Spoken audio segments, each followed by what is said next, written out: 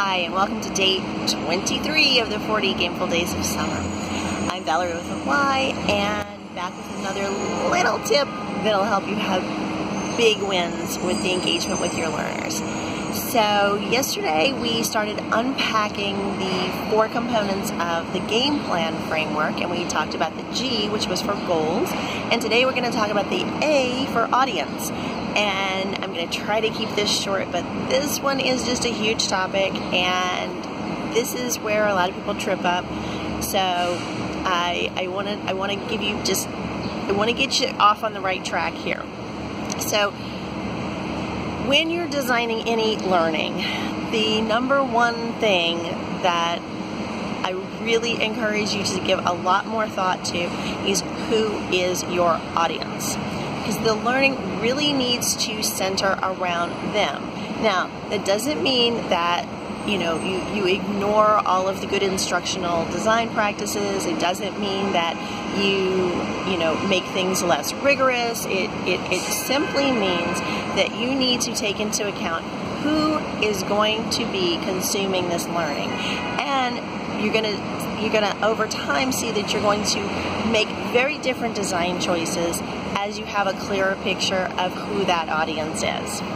And I mean dig deep, not just the usual sort of demographic sort of and even past how much experience do they have with the topic. I mean, really dig into who they are, what would motivate them as best you can. And one way you can do this is to create learner personas, which essentially is a character. It's not based on any one particular learner, but it's a composite of a bunch of learners that share common characteristics. And then you start to get a better idea. I mean, are you dealing with people? You have to think about their larger context. Where does this learning fit within their lives?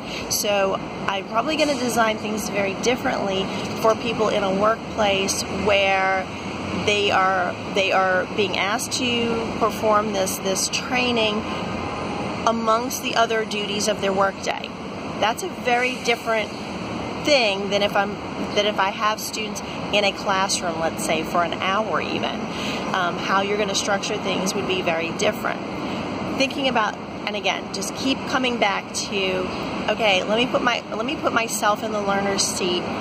How would I feel? What would this be like to participate if I were the student and not the instructor or not the person designing this? Keep coming back to that idea over and over and over again. And I can't stress that enough. One of the biggest failures I have ever participated in was a situation in a workplace where we had outside trainers coming in. The trainers inside the organization talked to the outside trainers, gave them all sorts of wonderful information about the fact that we had 2 very distinct and different populations that were going to be participating in this training. It was a rollout of some new equipment, and that the 2 groups were going to be completely different. And they kind of went, yeah, okay, we got it, we've done this before.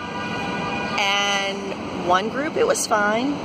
The other group, it was an absolute failure. And I mean failure to the point that some of the trainers inside the organization had to go back, design new training, and retrain that entire population of the staff.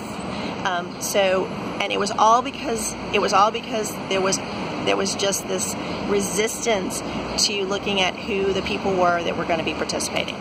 So anyway, end of my little rant about that. As always, as my audience, I would love to know which of these ideas is resonating most with you, how I can help you better, any ideas on things you'd like to hear about. If you disagree with me on something, that's great too. I would love to discuss that. So leave some comments, share this with others, and I will be back here tomorrow. Bye.